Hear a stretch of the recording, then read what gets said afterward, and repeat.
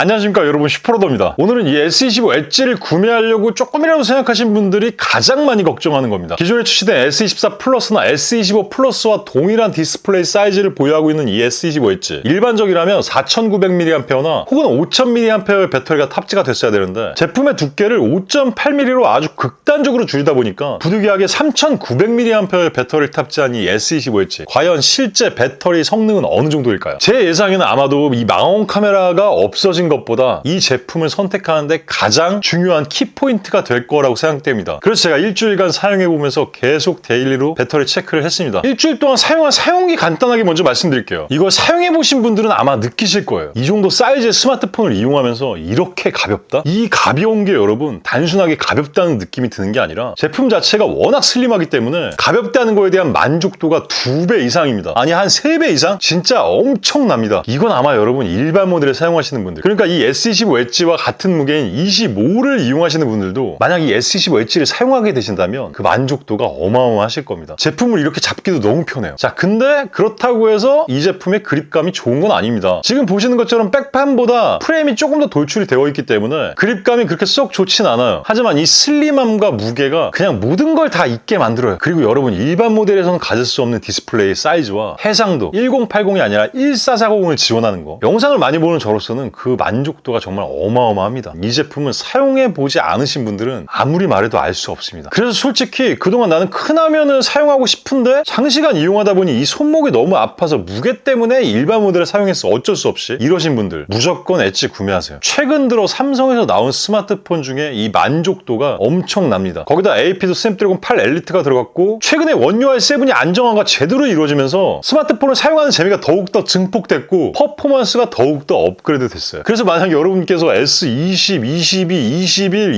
23은 좀 뺄까요? 네, 그런 스마트폰을 이용하시는 분들은 S25 엣지로 갈아타시면 너무 좋다고 말씀드리고 싶은데, 지난번에도 말씀드렸지만 아무래도 이게 가격이 굉장히 비싸게 출고가 됐잖아요. 선뜻 구매하기가 좀 부담스럽습니다. 그럴 때는 최대한 많이 할인을 받아야 되는데, 당연히 통신사에서 제공하는 선택약정 혹은 공시정금도 할인을 받으시고 한 85,000원짜리 요금제만 선택하셔도 고정 댓글에 있는 LGT샵에서 자체적으로 최대 50만원까지 추가 할인을 해드립니다. 그러니까 만약에 여러분께서 출고가 163만 9천원 의 512기가 모델을 지금 한참 이슈가 되고 있는 SK에서 U 플러스로 번호 이동을 하시면서 LGT샵에서 구매를 하시면 이 S25 엣지의 할부 원금은 98만 8천원이 됩니다. 거기다 스마트폰 사자마자 가장 먼저 구매해야 되는 거 필름하고 케이스도 제공해주고, 이참에 SK에 대한 불신이 너무 커져서 집에 있는 TV와 인터넷 통신사도 변경하고 싶어 하시는 분들은 이번 기회에 갈아타시면서 최대 100만원까지 현금으로 지급을 받으시면 됩니다. 고정 댓글에 있는 링크 타고 들어가셔서 이 모든 혜택을 누릴 수 있는 상담 한번 받아보시기 바라고요. 카톡을 통해서 채널 추가하면 채팅 상담도 가능하니까 슬림한 S25 엣지를 구매하고자 하시는 분들 LGT샵에 이용해보세요. 자, 이제 배터리에 대해서 이야기해보겠습니다. 자, 우선 비교 대상이 있어야 될 텐데요. 제가 정확히 1년 전에 S24 플러스의 배터리 타임을 체크한 게 있습니다. 사용 환경은 굉장히 똑같았고요. 배터리가 완전 방전되기까지 걸리는 시간은 9시간 53분이 걸렸고요. 초반 100%에서 97%까지는 한 6, 7시간 자는 시간 동안 아이들 상태에서 소모된 거기 때문에 그거를 포함한다면 대략적으로 한 10시간 정도를 충분히 이용할 수 있는 배터리의 환경이었고요. 그때도 마찬가지고 이번에도 그랬지만 저는 뭐 일부러 배터리를 광탈시키기 위해서 어떠한 액션을 취하지 않았고요. 아주 지극히 일반적인 사용자 환경에서 테스트를 했습니다. 주로 사용한 건 게임, 유튜브, 인터넷, 카톡, 이메일, 전화, 문자 이런 것들을 주로 이용했을 때